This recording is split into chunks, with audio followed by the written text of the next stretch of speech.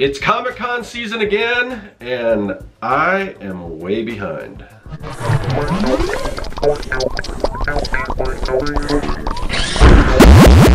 Greetings, people of the internet. I'm Scott with Serkworks Art Labs. Welcome, mad creators, to the underground laboratory where we create robots, aliens, zombies, and other imminent threats to humanity. And what do we do with those things once we create them? Well, we pack them up and we bring them to a local comic convention, and I've got one coming up that I attend every year. It's kind of my big show, Phoenix Comic-Con, and yeah, so like I said in the intro, I'm behind. I got a lot of stuff to do to get ready for this show, not the least of which is I have to do a couple exclusive prints that I'm designing, and so let me show you. So this is what I did in the past.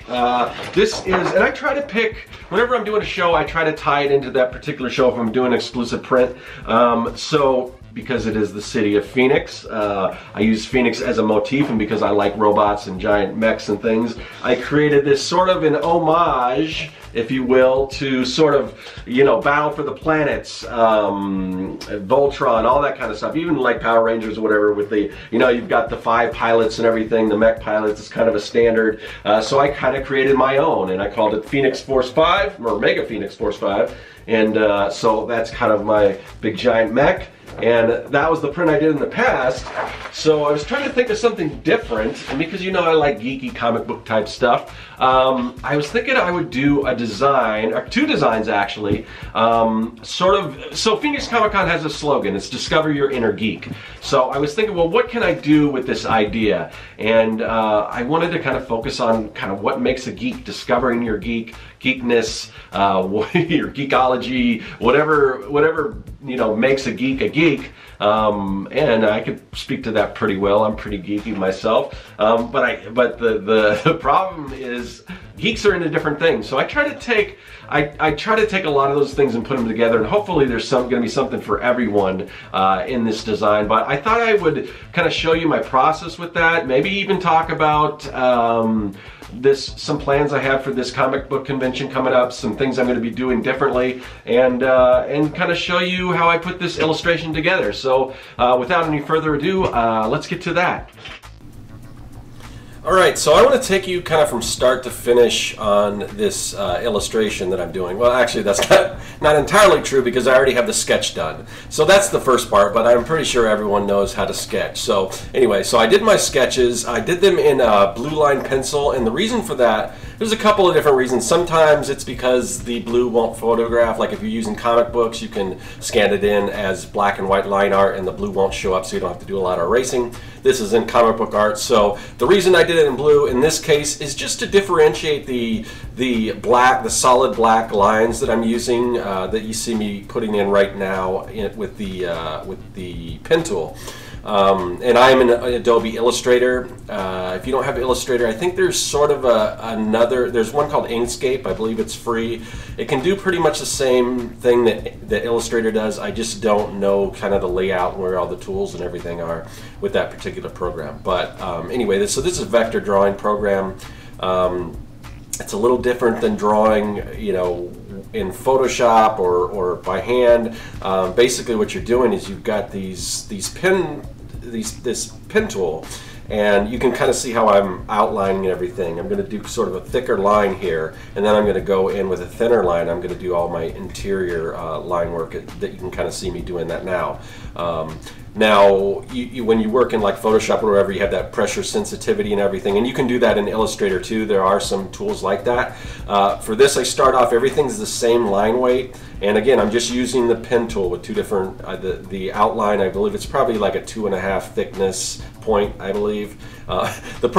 Here's the problem, and hopefully this isn't going to be, you know, when I don't do a lot of these tutorials, because when I learn how to do these programs, I just kind of learned at my own pace and everything. I don't know what a lot of the tools are and everything. I kind of have to reference that. Actually, when I was doing my art show, somebody was asking, they wanted to hire me to teach Illustrator because they saw the work that I did. And I said, well, you know, I mean, I don't know if that's going to work out. I'm just not really, I like to teach people, I like to show people how to do stuff, but I don't know all the terminologies and everything. I just kind of do it. So that, and the fact that I've kind of, you know, have a day job that kind of preoccupies the time during the day that I would, you know, that they would want me to teach a class. But anyway, that's kind of neither here nor there. But anyway, so you can see right now I'm also using, for things like this with the ellipses and everything, I'm using, you know, the circle tools and the square tools and everything. But most of what I start off doing is using the pen tool.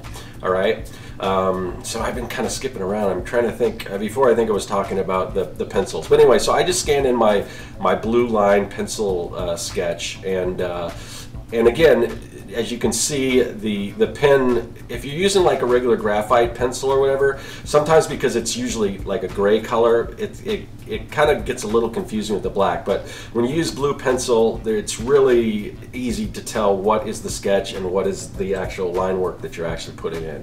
So this is sort of my process. Now, the idea again behind this print that I'm working on is that it is going to be 2 separate prints, and I'm kind of hoping that people will kind of purchase them as a set, sort of, you know, if you're a couple or whatever, just a geeky guy and a geeky girl.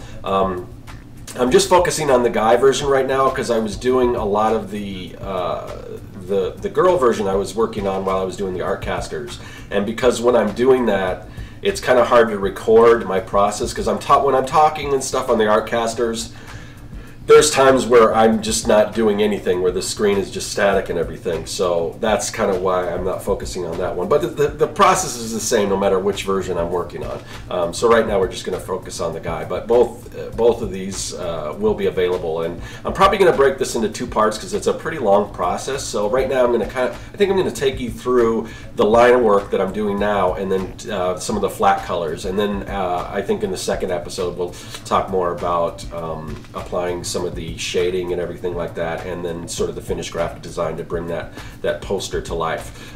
So anyway, right now what you're seeing is, again, I'm just still using the pen tool, going in there, adding all the little details and everything.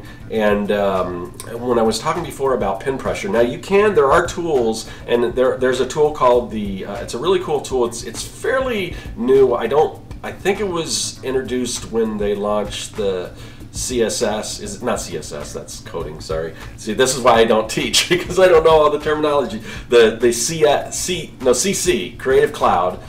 Before it was Creative Suite, CS. That's why I'm getting all confused. But anyway, so I'm using the cloud version right now, which I was against going with for a while, and then finally I just kind of broke down and got the subscription. And because I was using it at work and I was going back and forth between the 2 different versions, and so I just decided to do an upgrade. But so the tool I was talking about is it's called the blob tool, and I'm starting to use that for a lot of the coloring. Whereas before I would once I did all the line work, I would bring it into Photoshop, and then I would do all the coloring there. But you can get a lot cleaner, sharper lines, I think, if you're going for this particular style that I'm going for, which will be sort of if you've seen any of my prints and everything, I use this style for most of my prints, a little different than the comic book style that I do. But it's basically, it's like a sort of a cell shaded technique. So if you look at early, any cartoons or whatever, it's sort of flat color, but then you've got some darker highlights or some darker shadows, and then some highlights and things thrown in. And I guess you'll see in the next episode. So right now, again, just kind of filling all this out. And the next step I'm going to take is I am going to use what's the name of that tool? The width tool, which I believe is Control W or Command W if you're on the Mac. I use both. Again, it's kind of that back and forth. At work, I use a Mac. When I'm at my home studio, I use Windows. So, that's what gets really confusing when you go back and forth, because when I try to hit these shortcuts, I'm constantly going for the wrong thing. So it's a little bit difficult. But anyway, it does the same thing. It's just the keys are in a different sort of position. So I'm gonna finish doing all these lines, and then you'll kind of see. I'll show you how we can get that sort of that line weight with the width tool, because we can go in and we can taper all our lines. Now there's a number of different, anytime you're doing any kind of illustration, there's a number of different ways you can use to accomplish it. This is just my style. Not everyone uses this style. This is what I kind of call my coloring book style, because I did a few coloring books in the past, and this is sort of the style that I use for that, because it allows you to get really precise lines, because when you're using that pen tool, it's just curves. So you'll lay a line down and then you'll kind of pull the curve, and again, it's not really intuitive like if you were normally drawing, so it takes a lot of time to get used to. See, right now, again, I'm jumping around, but right now you can kind of see that I am using the width tool, and you can see how I'm just grabbing the little points and pulling those lines apart, making them shorter, scrunching the ends so they come to a taper, or widening them. So then we start to have some line weight to the drawing. So if you want to find the width tool, it's depending on if you've moved your tools around or anything, but it's about halfway down on your toolbar if you're using the standard toolbar, and I always liken it to me it looks like a little upside down mustache with a little line through it. But it basically what it's showing is just the different thicknesses of the line that you can kind of pull apart. So I'm just kind of grabbing these pen tool lines. You grab the end, and it's almost like, you know, when you're using an iPad or even your phone or whatever, when you scrunch things, you know, you put your two fingers together and scrunch them together, you're kind of doing the same thing, where you're taking those 2 points and you're either putting them together to taper the line down, or you're pulling them apart. And you can grab the line like in the middle, you can grab it towards the end, and you can just adjust all those, you know, all the different, you know, points to kind of give I was going to say illusion. It's not really illusion, because you're actually doing it, but you get that same effect that you would if you were using sort of a brush pen. And it's not like, the thing is, I watch a lot of people who illustrate with the brush, and it's like, when I illustrate like with a traditional brush, when I'm doing comic books, it's basically one stroke. I can kind of follow that stroke, but I notice a lot of people when they're inking digitally and they're using a brush, it's like they make a line and then they're not happy with it, so they control undo and then make the line again. They're not happy with it, and it seems like they have to make that line 3 or 4 or sometimes 5 times before they're happy with it. So that seems like a lot of extra time to me. That's one of the reasons why I kind of like this technique, because I can lay all my lines so they're perfect, they're exactly the way I want them, and then I can go in and I can start adjusting the weight and everything. And again, it's whatever your preference is, whatever kind of look you want. Now there are certain things where I, like with my comics, where I want it to look a little more raw. I don't want it to be as perfect as when I do my prints and everything. So speaking of the print, again, the idea behind this is Phoenix Comic Con. I'm doing an exclusive print for them. They're inviting me as a guest, so I'll be a guest there. They're complimentary table and everything, which is pretty cool. I'm supposed to have some access to a green room, which I don't know exactly what that is, if that's anything really, or if it's just, I don't know. We'll see. Now we're working in the color, and I'm just going to go ahead and flat color this. And again, I'm using the pen tool, and I'm just going over that outline and filling all these in. So it's not like I'm using a brush, which I will do later once I start doing my the shading and everything. But right now it's just a matter of, say if you were going to create a square without using the square tool or whatever shape, you start with the point, you click down, you move over to where you want that next point, and then once you connect them, then you can fill that shape. So that's kind of what I'm doing here. Is I'm a separate layer behind the line work, and I'm just going in and almost tracing around where I drew, and I'm filling these solid shapes. So, and I'm just going to do this probably for the rest of the video. I'm just going to be flatting this. But let me go back to talking about the print. So the idea is that I want to kind of capture the idea of this discover your inner geek. So I played around with a few different ideas. First I was thinking, oh, it'd be cool to do sort of like the game Operation, where we have sort of that operation guy, and it's kind of a geeky type guy, and then it's got the different, you know, things that you would put out, like inner geek, like actually like body parts. But it just, I couldn't figure out how to make all that geeky stuff work. I mean, I could have done something like that, but in the end I just decided to kind of go with my old standard of, if you see me do my blueprint sketches, I just have these little annotations, like I draw these robots, and then I like to draw these little lines, and this is what this part of the robot is, and I'll just annotate it on the sides and everything. So I'm going to do the same thing with this. But in coming up with the idea, I'm trying to throw in as much sort of generic type geeky things in these illustrations that people will be able to relate to without really using any actual proper entertainment properties. Like if you can see right here, you see that little sort of TARDIS bag. Now, of course, that is supposed to show that she's sort of a Whovian, you know, on the side here, the girl, which you can't really see totally, but she's got sort of this TARDIS purse.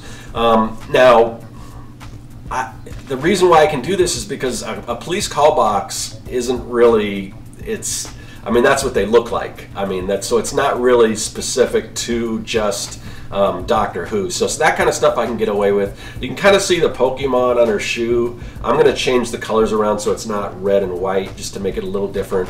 But anytime I'm listing what these things are, like you can kind of see sort of holding a lightsaber, but I'm going to go with a generic term of laser sword, all that kind of stuff. He's got this little bag of dice, but anything in here, it's going to be more generic terms, because for one, when you're doing an exclusive print, you're not allowed to use any existing properties that you don't own. That's kind of the rules, but I don't really do that anyway. I like to do everything, you know. I don't really care to sell fan art. Sometimes if I do an original sketch or something, I'll sell it, but I just don't do fan art prints, and that's not a judgment call or anything. It's just my personal, I want people to buy stuff because I make it and not because it's of a property that somebody loves. I want people to buy stuff, you know, that I kind of create, or a variation of a sort of a generic term or whatever. And sometimes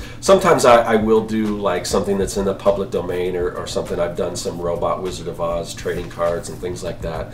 But for the most part, you know, as much as I love all these different fandoms, and here you can see at some point I'm kind of using the brush tool, or not the brush tool, but the blob tool, to fill in some of these shapes.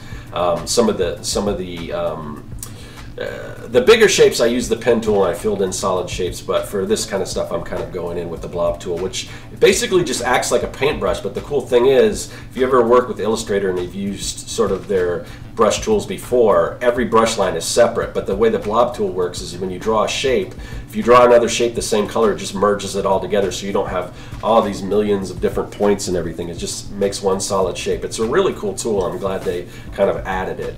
But anyway, so back you can kind of see I'm trying to throw in all the different things people would be into. So he's going to have a portfolio of, so if he's a comic book artist wanting to go get sketches or whatever, or autographs or comic books in the bag, all that stuff will be sort of annotated and everything. Trying to come up with all the different things. The other thing that is sort of, you know, obviously he's sort of got the Firefly type hat, but it's, again, I'm trying to make it a little, that's sort of generic, sort of, but I'm just going to say, you know, sci-fi headgear or something like that. So I'm not going to say Jane's hat from Firefly or anything like that. So I try to throw in some stuff like that, but I'm trying to come up with sort of the more cliche things that's not really, you know, encroaching on any IPs or anything like that.